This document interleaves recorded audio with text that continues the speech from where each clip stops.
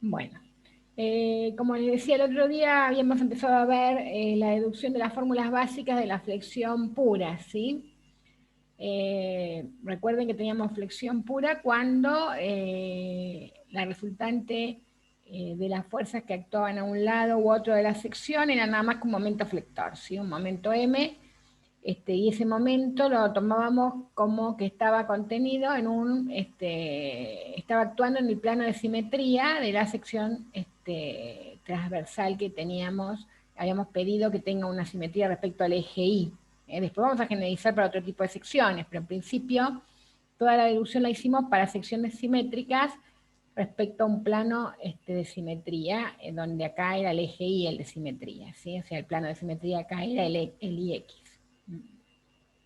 Y la deducción de las fórmulas básicas se hace como en todos los otros esfuerzos, ¿sí? Como hicieron en axil y como hicieron en torsión. Con los 3 pasos, el primero hacer el equilibrio entre lo que serían las fuerzas externas y la resultante de las fuerzas internas que actúan en la sección expuesta del corte. El segundo paso sería las ecuaciones de compatibilidad de deformaciones, la hipótesis de deformación, que, bueno, es válida la hipótesis de conservación de las secciones planas o de Navier-Bernoulli. Y por último, el tercer paso, que es la relación que hay entre tensión-deformación, a través de la ley de Hughes, ya que consideramos que el material tiene que seguir una ley, ser linealmente elástico, ¿sí? O sea, tiene que cumplir con la ley de Hughes, que dice que las tensiones son proporcionales a las deformaciones, o sea, sigma igual a E por epsilon.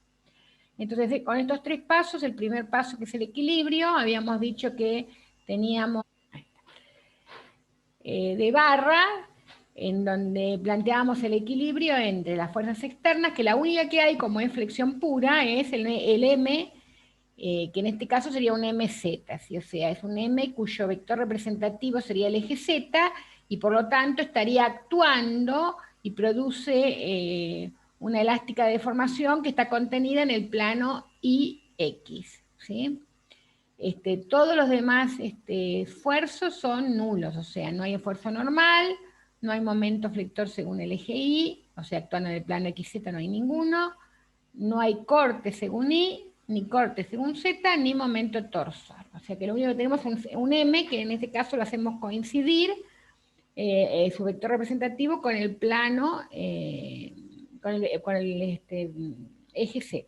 ¿Sí? O sea, acá el plano de solicitación o de carga sería el XY, y dentro de ese plano se va a producir la elástica de deformación, curva elástica o curva de deflexión. Entonces, si consideramos el área de la sección transversal, que sería esta A, sobre cada elemento diferencial de área se va a generar una tensión normal sigma X. Esto es debido a que habíamos probado la clase anterior que en todas las fibras que están por encima de la superficie neutra se producían acortamientos para un momento positivo, y en todas las que estaban por debajo de la superficie neutra se producían alargamientos epsilon X, que habíamos demostrado que eran igual a I sobre ρ, o sea que eran directamente proporcionales a la curvatura, ya que 1 sobre ρ es la curvatura, y eran lineales, o sería una variación lineal con la distancia de un punto a la superficie neutra. Entonces, debido a estos epsilon, obviamente, se tienen que generar tensiones normales, ¿sí? Que serían las sigma X. Entonces, sobre cada elemento diferencial de área va a actuar un diferencial de fuerza, que sería este que está acá, que sería sigma X diferencial de área. Entonces, si planteamos las ecuaciones de equilibrio, vamos a tener, según X no hay nada, o sea, no hay ninguna fuerza según X externa, lo único que había era el M, o sea que el N tendría que ser 0. Entonces, la primera ecuación de equilibrio, que ya la habíamos visto vez pasada, sería que el normal es 0, y eso sería, con respecto a las fuerzas internas, integrar sobre el área el diferencial de fuerza, que sería el sigma X por el diferencial de área. Y toda esta integral, evaluada sobre el área de la sección transversal A, tiene que dar 0 porque no hay resultante en la dirección del eje X. Si planteamos ahora los momentos respecto al eje Z, en ese caso sí tenemos un momento, que era la única solicitación que había, que era el momento MZ, y para calcular con este diferencial de fuerza el momento respecto al eje Z, sería la fuerza por la distancia, y la distancia que hay entre esta fuerza y el eje Z sería la I, o sea, la distancia que hay normal siempre sería, en este caso, la distancia I. Por lo tanto, el MZ, que es igual al momento que está actuando, es la integral sobre el área de la distancia, brazo de palanca I, por el diferencial de fuerza, que es sigma X diferencial de área. Esta sería la segunda ecuación de equilibrio. Y la tercera ecuación de equilibrio que vamos a plantear es la del momento según I igual 0. Y en ese caso, el momento de esta fuerza respecto al eje Y ahora, el brazo de palanca es Z, ¿sí? Entonces me genera un momento que sería sigma X por diferencial área por Z. Eso sería 0 porque no hay MI. Habíamos dicho acá que el MI era nulo. Entonces estas serían las tres ecuaciones de equilibrio. Se podrían plantear las otras, obviamente, con el Q igual 0, el QI, el QZ y el T, pero bueno, esas son directamente, se cumplen automáticamente, no es necesario plantearlas porque no vamos a sacar ninguna conclusión de esas ecuaciones. Por eso es que yo no las escribí acá. Entonces ese sería el primer paso, que sería el equilibrio, ¿sí? Entre las fuerzas externas y las fuerzas que resultan, las resultantes de las fuerzas internas que se generan en la sección de corte. El segundo paso dijimos que eran las ecuaciones de compatibilidad de deformaciones. Y esto ya lo habíamos demostrado en la clase anterior, y habíamos llegado a la conclusión, cuando hicimos todo este análisis, que las deformaciones longitudinales unitarias o específicas eran iguales a K por I, donde K, esta letra griega, era la curvatura, ¿sí? Que es igual a al recíproco del radio de curvatura ρ de la fibra neutra, digamos, del eje neutro. Entonces, con esta formulita hemos llegado a la conclusión, la clase anterior, que estas deformaciones longitudinales eran directamente proporcionales a la curvatura, o lo que es lo mismo, inversamente proporcionales al radio de curvatura, y que variaban en forma lineal con la distancia I del punto al eje neutro, o sea, la distancia que hay desde una fibra cualquiera al eje neutro, que era el que nosotros habíamos considerado acá, que era el eje Z. Esa distancia I que está acá sería, o sea, son linealmente, varía linealmente.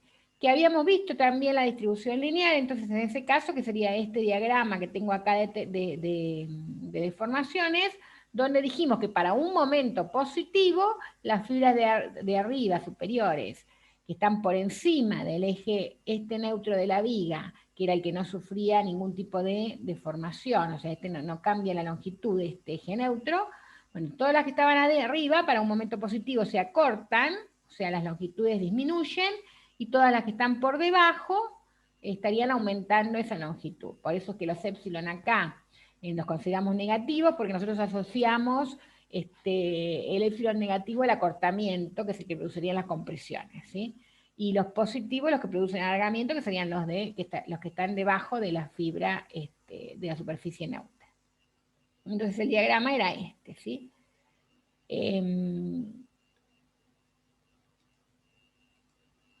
Entonces el epsilon X es I sobre ρ.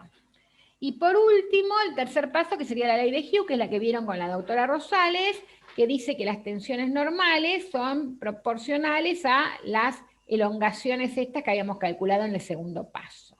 O sea, sigma X es igual a E, que sería el coeficiente o módulo de elasticidad longitudinal o módulo de Young, por las deformaciones estas que calculamos en el paso 2, que serían los epsilon X, que eran I sobre ρ. Entonces me queda que el sigma X es igual a E por I sobre ρ, que es esto que está acá escrito, y que entonces también, analizando esta fórmula 3, llegamos a la conclusión que también las tensiones normales, sigmas, son directamente proporcionales a la curvatura, si uno piensa que el 1 sobre ρ es la curvatura, y también varían linealmente con la distancia I de la fibra al eje neutro, ¿sí? A la fibra neutra. Si el material es lineal, solamente en este caso, el valor de las tensiones tiene esta distribución, porque yo fíjense que a esta fórmula llegué asumiendo la ley de Hughes, ¿sí? O sea, asumiendo que las tensiones eran proporcionales directamente a las deformaciones epsilon x. O para otro tipo de material no tendríamos una distribución lineal como está pasando acá, que acá vemos el grafiquito, y fíjense que para un momento positivo son de compresión en la parte superior, que esto es coherente con lo que habíamos dicho acá, que sufríamos acortamientos, y en la parte inferior, por debajo de la fibra neutra, son positivas o de tracción, ¿sí?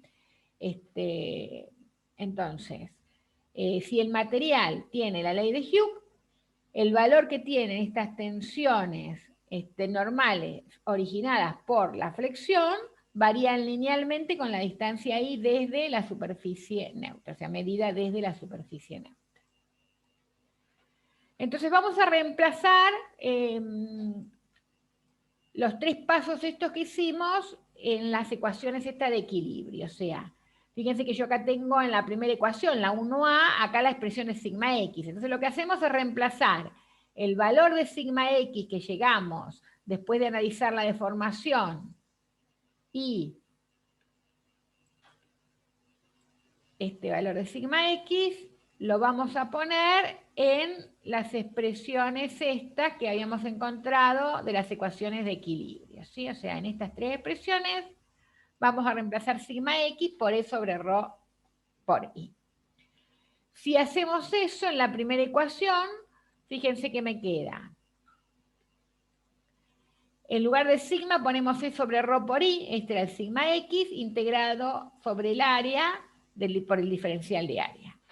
Este E sobre ρ, chicos, es constante, no varía con, ni con la I ni con la Z, ¿sí? Entonces, que eran las variables que tiene la sección transversal, ¿sí?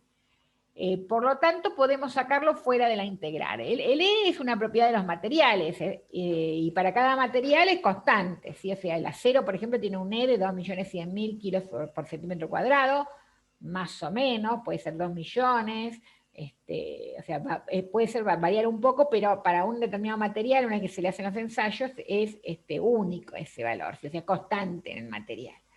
Y el radio de curvatura, cuando estamos con una flexión que es tipo una flexión pura, como estamos analizando, donde el M es constante, el radio de curvatura es constante, y por lo tanto la curva elástica que habíamos definido acá, esta curva de deflexión, cuando la flexión es pura, es un arco de circunferencia, ¿sí? Porque el ρ es constante. Entonces, teniendo en cuenta que esos son constantes, el E y el ρ, podemos sacarlo fuera de la integral, y me queda que E sobre ρ por la integral sobre el área de diferencial área tiene que ser 0, que esto lo habíamos visto también en la clase anterior. Esto que está definido acá es el momento estático respecto al eje Z del área de la sección transversal, y si esto tiene que ser 0, como el E sobre ρ no es 0, lo que tiene que ser 0 es este momento estático.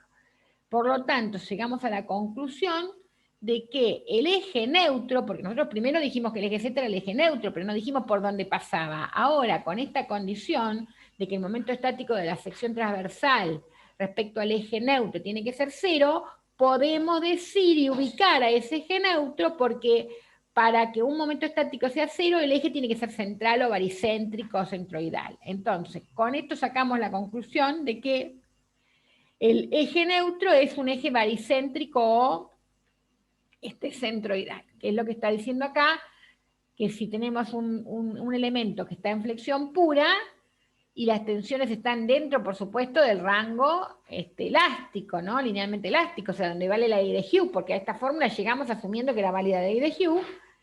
Entonces, en ese caso, el eje neutro pasa por el centroide de la sección. Ahora, como nosotros habíamos pedido también al principio de todo que las secciones sean de simetría con respecto al eje Y, ¿se acuerdan que habíamos hecho un montón de figuritas acá donde todas eran con simetría vertical respecto al eje Y? Con eso hicimos la deducción. Obviamente el eje Y también es central, ¿sí? Porque es de simetría. Y por lo tanto podemos entonces concluir que el punto este que nosotros marcamos como O, en forma genérica al principio, donde hicimos pasar el eje neutro, es el centro de masa o centroide de la sección transversal. ¿Sí? O sea, ambos ejes, tanto el Z como el Y, son centrales. Por eso acá dice, el origen O de las coordenadas se ubica en el centroide del área de la sección transversal. Esto es importante porque ustedes, para poder aplicar la fórmula a la cual vamos a arribar nosotros ahora, tienen que tener todo respecto a ejes que pasen por el centro de masa. Entonces, si no está dado el centro de masa, lo primero que tienen que hacer es calcularlo, chicos, y ubicarlo, ¿sí? Porque respecto a ese centro de masa van a tener que calcular los momentos de inercia. El que corresponda o el que necesiten. En este caso, como es una flexión alrededor del eje Z, la que estamos analizando, porque estamos trabajando con un MZ, nos interesa el momento de inercia respecto al eje Z. Esta sería la primera ecuación. La segunda ecuación era esta, la del momento, que era la única que no era nula, porque dijimos que había momentos en la dirección del eje Z, el vector representativo, y que entonces nos queda que ese momento que estaba actuando flector tiene que ser igual a la integral sobre el área de I por sigma X diferencial área. Bueno, también, acá si reemplazamos esta sigma X por esta formulita que está acá abajo, fíjense que me queda E sobre ρ por I, y como acá la expresión tiene una I, me queda un I cuadrado.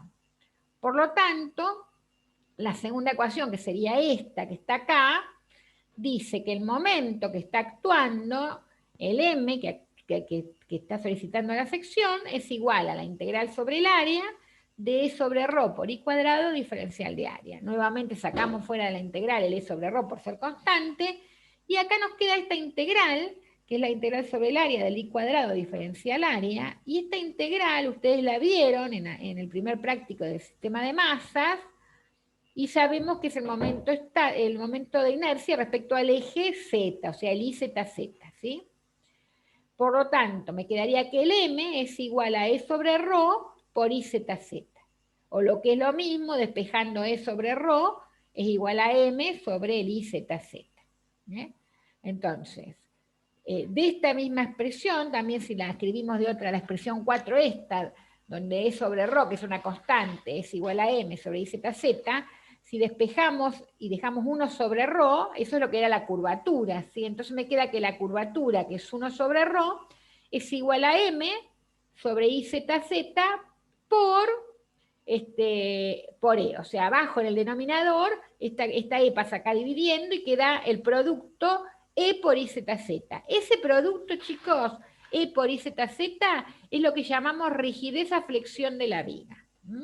A mayor sea, o sea, cuanto mayor es ese valor, o sea, cuanto mayor es esa rigidez, menos se deforma, ¿sí? O sea, las deformaciones debidas a la flexión son menores. ¿Se acuerdan cuando habíamos hablado de los propósitos de la resistencia de materiales? El segundo propósito justamente era la rigidez, que era la capacidad de oponerse a las deformaciones, ¿sí? Bueno, esa rigidez, esa flexión está medida por este producto. El módulo de elasticidad longitudinal o módulo de Young por el momento de inercia respecto al eje, respecto al eje del cual se produce la flexión. En este caso, como era un MZ, sería el momento de inercia respecto al eje Z. Si el eje neutro hubiera sido el eje Y, acá iría el momento de inercia respecto al eje Y.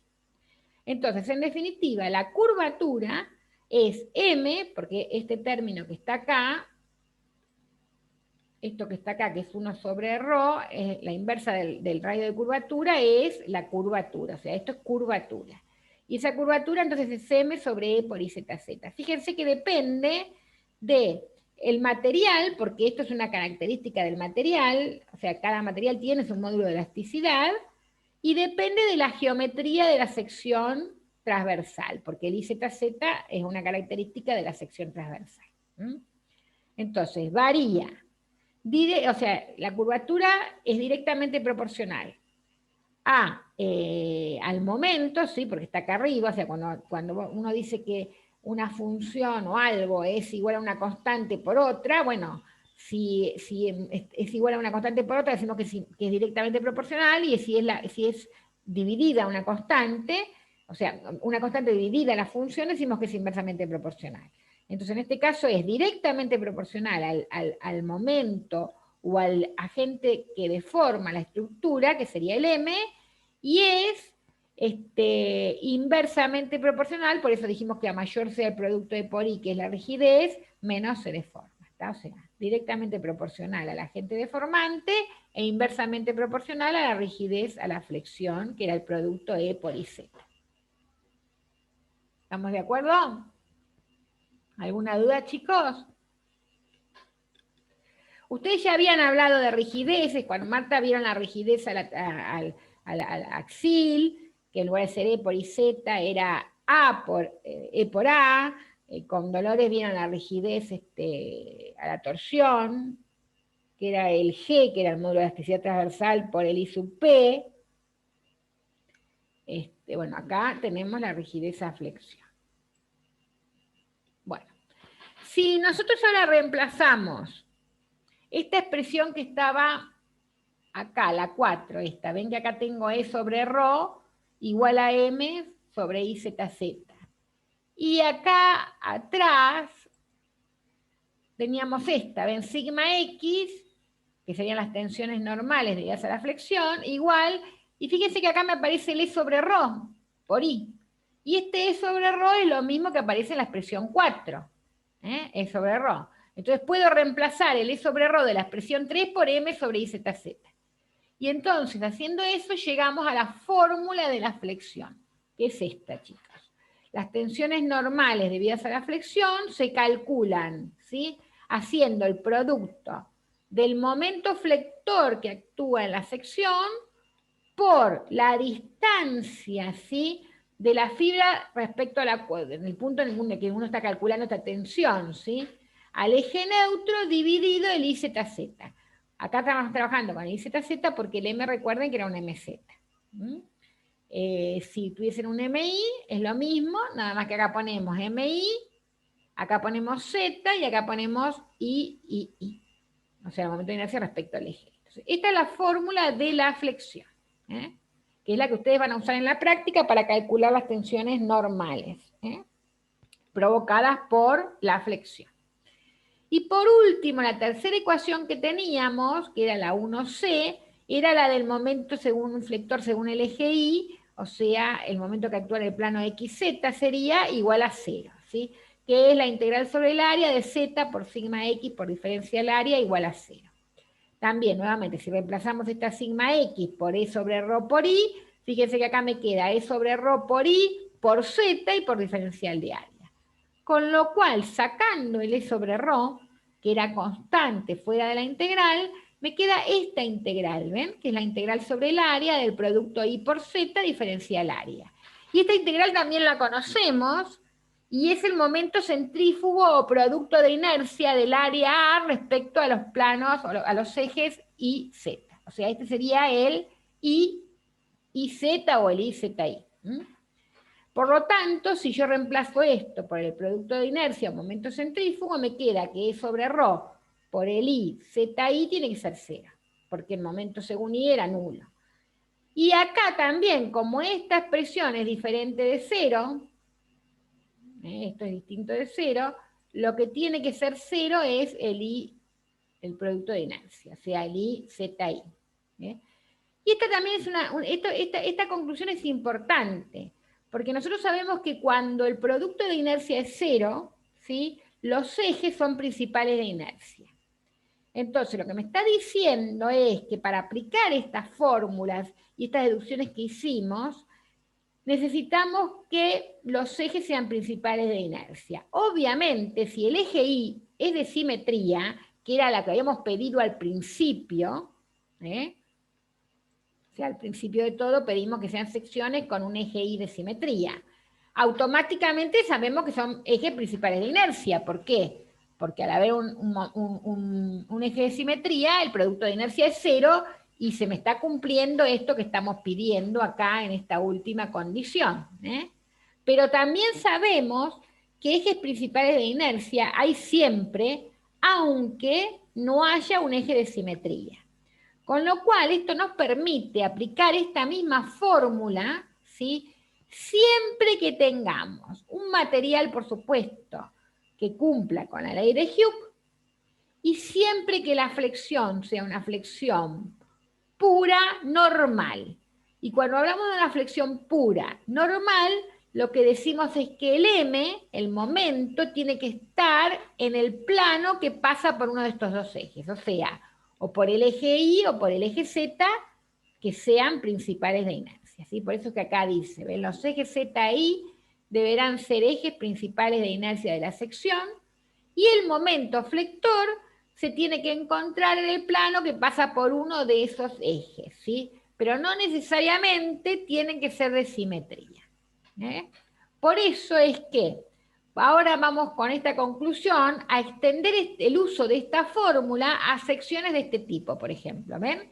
Fíjense acá, por ejemplo, tengo un perfil U, donde el eje Y, que es el eje vertical, no es de simetría, pero el momento está contenido en uno de estos dos, o sea, pasa por uno de estos dos ejes, está en el plano, ¿sí? Que pasa por uno de estos dos ejes, en este caso, fíjense que este MZ, o sea que es un momento que está solicitando, en el plano sería el XY, ¿no? Entonces, en este caso, no es el eje Y de simetría, o sea, no es lo mismo que habíamos deducido acá, porque acá pedíamos que el momento vence a un M que sea en la dirección del eje Z y que dice de simetría. Ahora tenemos que el momento es en la dirección del eje Z, pero el Y no es de simetría, ¿sí? Pero, como los ejes son principales de inercia, esto es importante también, chicos, porque tienen que trabajar con ejes principales de inercia. Si no, esta fórmula no vale. Entonces, en este caso vale. O sea, a pesar de que el eje Y no es de simetría, como el eje este y este son principales de inercia y el momento, ¿sí?, está actuando según la dirección de uno de los dos ejes, entonces es aplicable esta fórmula. Lo mismo es aplicable en este caso, en el perfil L angular de alas iguales. Este eje es de simetría, pero no es el que está, no es el plano de solicitación, ¿se entiende? Porque si el M es un MZ, el plano de solicitación es el I, ¿sí? Entonces, acá tenemos un caso en donde el plano de solicitación no es el de simetría.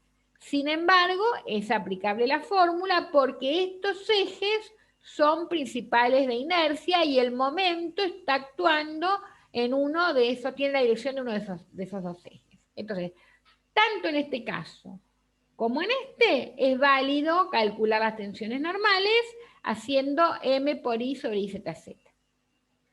En estos casos no vale esta fórmula.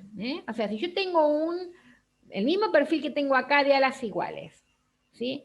Pero el momento, ven, el MZ, porque ahora los ejes estos X, este eje Y Z no son de simetría, y no son tampoco principales de inercia, porque recuerden que no necesito tener un eje de simetría para que haya momentos principales de inercia. Acá justo en este perfil hay el que estaría acá, pasando acá 45 grados sería, estos son ejes principales de inercia porque son este eje de simetría, que justamente son los que están acá. Fíjense que yo acá lo dibujé y justamente este eje es este mismo que está acá, que es de simetría.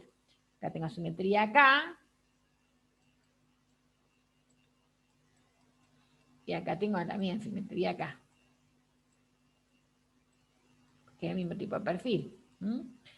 Entonces, en este puedo aplicar porque ven que el vector, este momento, está contenido en un eje principal. En cambio, acá este momento no está contenido en un eje principal. ¿Lo ven, chicos? ¿No? Eso, o sea, este momento tiene la dirección de este eje que está acá horizontal, que no es principal de inercia.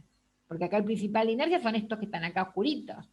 Entonces yo acá no puedo aplicar esta fórmula. ¿Sí? La fórmula de la flexión para este tipo de ejes es otra que nosotros acá no vemos.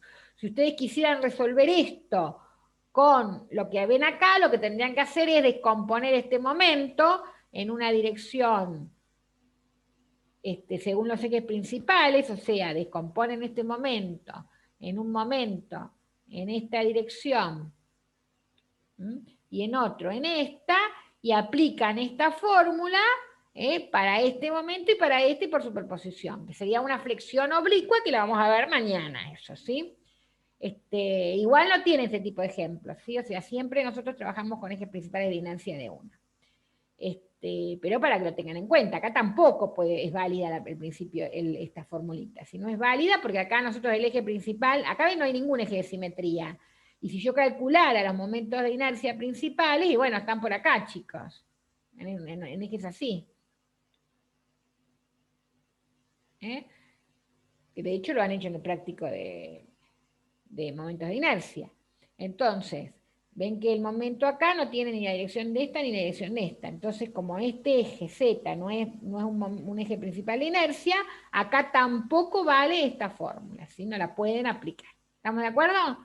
Eso es importante que lo tengan en cuenta, ¿eh? Por eso siempre les insisto, es cuando ustedes tienen que calcular tensiones debidas a la flexión, aunque uno no se los diga, tienen que estar siempre con ejes principales de inercia centrales, o sea que tienen que pasar por el centro de masa. Y los momentos tienen que tener la dirección de uno de esos ejes. Si no tiene la dirección de uno de esos ejes, hay que descomponerla en las direcciones de los ejes principales para poder aplicar esta fórmula.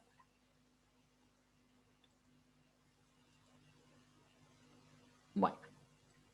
¿Te quedaría dividido dos la fórmula? Una con respecto al eje X y otra con respecto al eje... Disculpe, una con respecto al eje Z y otro con el eje Y. No.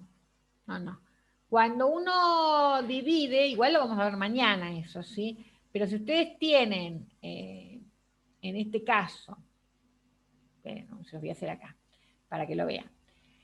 Por ejemplo, si yo quisiese resolver esto, ¿no? Este ejercicio, que antes estaba en la práctica, después lo sacamos porque al fin y al cabo trabajábamos con ejes principales, nosotros nada más. Pero si yo quiero resolver este ejercicio, por ejemplo, con estas fórmulas lo que hago es, busco los ejes principales de inercia, que acá son fáciles de calcular porque están a 45 grados, ¿sí? Porque como hay simetría ya sé dónde están, ¿sí?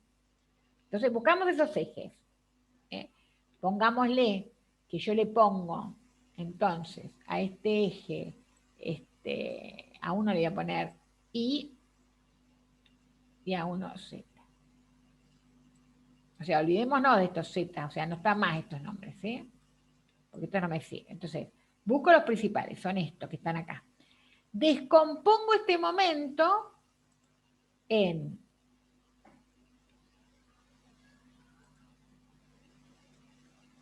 esas dos direcciones que son las direcciones principales. O sea, descompongo este MZ en este momento y en este. ¿Estamos de acuerdo? Que bueno, acá es fácil porque, como son 45 grados esto, directamente MZ, acá sería raíz de 2 sobre 2 por el MZ y acá sería raíz de 2 sobre 2 por el MZ, porque acá no tengo ninguna duda que son 45 grados. Obviamente en esta, por ejemplo, no es tan sencillo, porque acá tengo que calcular las direcciones principales de inercia y ver cuánto valen esos ángulos, o sea, buscar el θ P1 y el θ P2. En este, por simetría, como hay un eje de simetría, ya sé, Entonces, busco este. Entonces voy a tener, por ejemplo, pongámosle, si este es el eje Y, este como está en la dirección del eje Y es un MI. O sea, este es un MI. Que va a valer, olvidemos, no le voy a poner MZ a este, ahora le voy a poner M nada más, ¿sí? M por coseno del ángulo, que es raíz de 2 sobre 2. Y este igual, este vale M por raíz de 2 sobre 2. O sea, no es que siempre van a ser iguales, en este caso son iguales, ¿sí? Pero bueno, esto siempre lo puedo hacer, porque yo puedo buscar las direcciones principales de inercia, una vez que busco el θ P1 y el θ P2, serían este y este, bueno, lo descompongo. Y una vez que tengo esto, digo lo siguiente, sigma X es igual. Para el MZ, o sea, este es el MI y este es el MZ. Entonces, para el MZ pongo el MZ por la I. Donde la I, por supuesto, esta, la medimos en el eje Y, o sea, la I sería en esta distancia. Si yo tengo un punto cualquiera de esta sección, por ejemplo, acá, y bueno, trazo paralela a los ejes estos principales de inercia, y esta, como este es el eje Y, sería la I del punto, que es la que iría acá si estoy calculando en un punto en particular, y esta que está acá sería la Z del punto, ¿sí? ZP, pongámosle IP. Eso depende en qué punto esté buscando yo la tensión. Entonces acá ponemos esta misma fórmula, ¿ven? MZ por IP dividido el IZZ. Y este IZZZ, por supuesto, es el momento de inercia respecto a este eje principal, chicos, ¿sí? Más el MI ahora ponen acá, que sería el otro momento, el que está en la dirección I, por la Z del punto en el que estamos calculando, dividido el I. Y esto se podrá sumar o restar, o sea, puede ser que acá vaya un más y un más, un más y un menos y un más. Eso depende si en este punto el momento tracciona o comprime. Porque nosotros ponemos más a la tracción y menos a la compresión. Entonces, por ejemplo, si el momento este va para arriba, ¿sí? Esto estaría haciendo así con la regla mano de la derecha. Entonces está el MI este MI está comprimiendo de este lado y traccionando de este, ¿se entiende? Porque hago así con la mano derecha, no sé si llegan a ver, y entonces comprimo, o sea, es como, piensen como que está la mano de ustedes unida a la sección con alguna tela. Entonces, si ustedes se mueven con la regla de la mano derecha del tirabuzón, aplastan sobre este lado y levantan sobre este otro. Entonces, comprimimos todo lo que estaría de este lado y traccionamos todo lo que está de este lado. Entonces, por ejemplo, en este punto que yo estaba calculando acá, ¿sí? El MI me produce una compresión. Entonces acá ponemos un menos. Y por supuesto las distancias estas las ponemos entonces en valor absoluto. Y el MZ, por ejemplo, que es este, es al revés, va para acá abajo, entonces hace así y ven, comprime todo lo que está arriba y tracciona todo lo que está abajo. Entonces acá iría un más. Entonces en este caso, por ejemplo, es más menos. Depende en qué punto esté analizando, eso se va a ir sumando, o se pueden ir restando, o las dos negativas, o las dos positivas. Y bueno, pero eso lo vamos a ver bien mañana igual cuando veamos flexión oblicua. Pero no va dividido por 2. Bien, no, sí, yo me refería a dividir el problema, pero no, está bien. Ah, La, dividir, la explicación claro. se Es una vio superposición, chicos, eso sí. claro. No, pensé que me decías dividido por 2, formalmente que era No, dividido no, 2, no. pensé, perdona. Igual me sirvió un montón de la explicación, muchísimas gracias. No te interpreté. Bueno, vamos a entonces a tener, o sea, por ahora tienen que tener claro eso, chicos, que para aplicar esta fórmula tienen que tener el momento en la dirección de un eje principal y trabajar con ejes centrales principales. Bueno. Vamos a analizar entonces cuáles serían las tensiones máximas que se producen en la sección, en qué lugar están las tensiones máximas, y vamos a definir lo que llamamos módulos de sección. Profesora, no Sí. se le escucha si está hablando. Vago, no sé si yo. Yo escucho. Yo lo escucho bien. Yo también escucho bien. De última salí y volví a entrar. Capaz que. Sí. Capaz que es el audio. No, está bien. El audio tuyo. No, ahí la escucho. Ahí la escucho de vuelta. No, porque veía el video y el PowerPoint, pero no escuchaba. Ajá, perfecto. Bueno, cualquier cosa me dicen si no se escucha, pero si es algunos y otros no, debe ser, pero por ahí es problema de la conexión de algunos, por ahí. Bueno, entonces lo que les decía, vamos a ver dónde se producen las tensiones máximas, ¿sí? Habíamos visto, déjenme borrar acá un poquitín, acá habíamos hecho, ven, una distribución de tensiones, ¿sí? Que yo la dibujé en el plano. La realidad es que esto no es en el plano, en realidad es el diagrama de tensiones, es espacial, porque es en todos los puntos de la sección transversal. O sea, cada punto de la sección transversal tiene una tensión sigma, ¿sí? Entonces es un diagrama espacial, que fue el primero que yo dibujé ahí, ahora vamos a volver a la figura esa, ¿sí? Pero para que lo vean más fácil acá, habíamos